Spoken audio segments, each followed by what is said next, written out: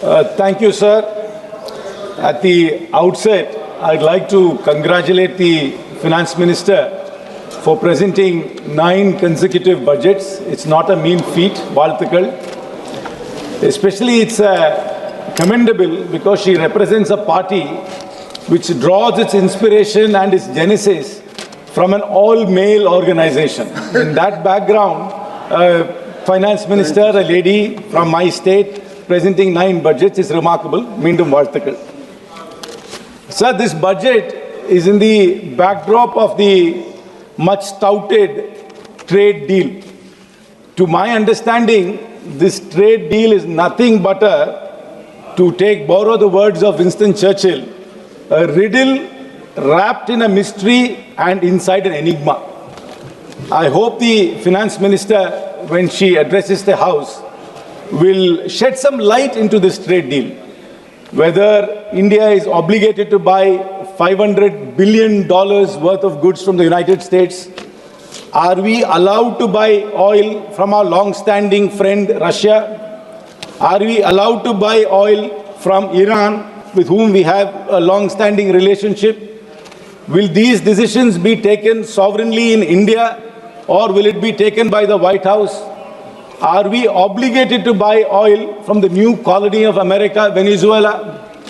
And most importantly, are we going to allow agricultural products of America into India in zero tariff? If so, what products? The Finance Minister must tell the House and the nation, because we are none the wiser from the statement of the Commerce Minister, because every time he comes and says, it's only, he points the finger at the foreign minister is pointing the finger back to him, and the agriculture minister is completely absent. I hope the finance minister will, fill this gap and answer on behalf of her cabinet and all her colleagues on what this trade deal actually means. Sir, that if you look at the attendance here in the House, it's quite sparse. This is quite indicative of the mood about a budget. Budgets are losing relevance, sir. People are losing interest in budgets. And this is a reflection of that. And if members are not interested, it also means that their constituents are less interested. There is a reason for this, sir. Before I get into the specifics of this budget, I'd like to go down memory lane and recollect some of the landmark schemes our Honorable Finance Minister has announced in the last 9 years. Amrut, Sankalp, DigiGon, National Nutrition Mission, National Infrastructure Pipelines, Startup India, Seed Fund, PM Garib Kalyan Package, PM Internship Scheme, Mishti, National Monetization Pipeline, Operation Greens, Deep Ocean Mission. All these, when they were announced, were greatly lauded by the newspapers and the media. But if you actually look at the details to see where the implementation of all these schemes are, you will be very distressed. I hope the Finance Minister in her address will go back to the 9 years and recollect the scheme she has announced and give us a status report of each and every scheme and where it stands today. I'll give a few examples, sir. In 2021, the government launched the PM Formalization of Micro Food Processing Enterprise Scheme, PMFME, allocating 10,000 crores to supposedly to support 2 lakh micro food enterprises. But after 5 years, sir, only 60% of the funds are spent. Then we have the Animal Husbandry Infrastructure Development Fund, which announced 15,000 crore for dairy and meat infrastructure. But after all these years, only 30% is utilized. Then we have the PM Mitra Parks, 7 mega textile parks with 4,445 crores was announced. But after 5 years, we only have 15% of the works done.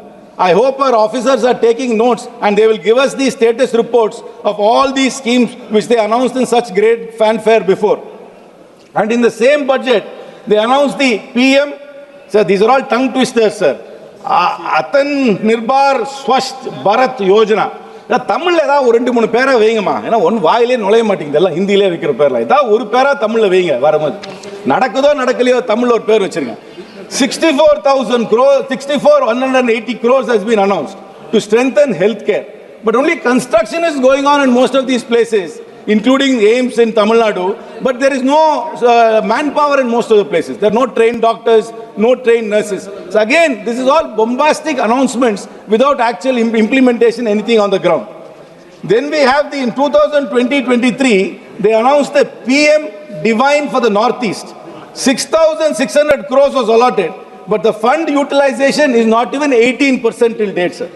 Then we have the Desh Stack e-portal. I mean, I don't even know what this portal does, which allotted 400 crores for skilling and job discovery. Failed dismally. The portal exists, but nobody trusts the portal. Then in 2023-24, through the Govardhan scheme, 10,000 crores was allocated for 500 compressed biogas plants, out of which only 40 have been operational till now. The target was 500. Then in the Amrit Dharohar scheme for conservation of 75 wetlands, 3,000 crores was allotted, but barely 10 pilot sites are there, sir.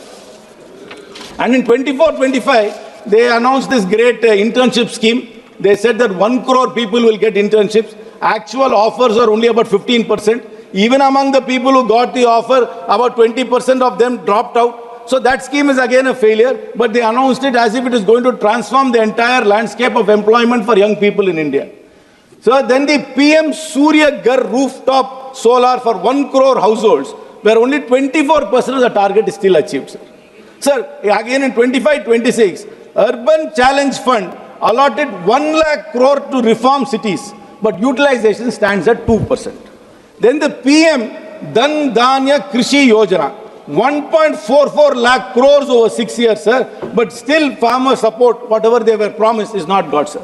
So if people are losing interest in budgets, it's because only bombastic announcements are made and nothing is implemented, so nobody takes it seriously. It's a clear reflection. Parliamentarians don't take it seriously and the public don't trust any of these announcements made because there's hardly any implementation of these schemes. Sir, I will tell you another very shocking fact, sir. Last budget, Madam announced 100 crores for a Makana board establishment. I do not know which state was going for election. They announced this 100 crores. Bihar. Not 1 rupee has been spent till date, sir. Not 1 rupee in that. Where is this board? Have you even formed it? This is the status of all these schemes, sir. So coming back to this year's budget, sir, she has announced integrated textile program with 5 subparts. Then when they renamed Manrega to VBG Ramji, there was a lot of pushback because they removed the name of Mahatma Gandhi. Now they have come up with another scheme in the name of Mahatma Gandhi called Mahatma Gandhi Gram Swaraj Initiative. Then there is an infrastructure risk guarantee fund. Then they have announced 20 new national waterways. They have allocated 20,000 crores for city economic regions, dedicated rare earth corridors in Orissa, Kerala and Tamil Nadu, allied health professional institutions to be set up among countless others. So all these announcements, if you look at it 1 or 2 years later, will only be there on paper and nothing would have been implemented. Yes. This is the reason why budgets are becoming irrelevant and the announcements made in budgets are only bombastic and have no meaning at all, sir. Sir, forget about these bombastic announcements, sir. What hurts me the most about this budget, sir, it always lacks empathy. And again, the finance minister has shown the true colors of this government, sir. Disability pension, which the armed forces veterans were getting, was tax exempt. And in this budget, they have brought it under tax, sir. For soldiers who have laid their lives for India, for soldiers who had become disabled in fighting for. This government hides behind national security and patriotism all the time. But when it comes to action, this is a reality, sir. Thank you they very don't much. respect our soldiers. They are now going to tax disability pension. People who have been getting this pension for years will have to start paying income tax on it, sir. I wish the finance minister withdraws it, and when she replies, I hope she gives an account of all the grand schemes she has announced in the 9 years and show where the status of this is, sir. Thank you very much, sir. Thank you, Mr. Karti. Very good, Karti.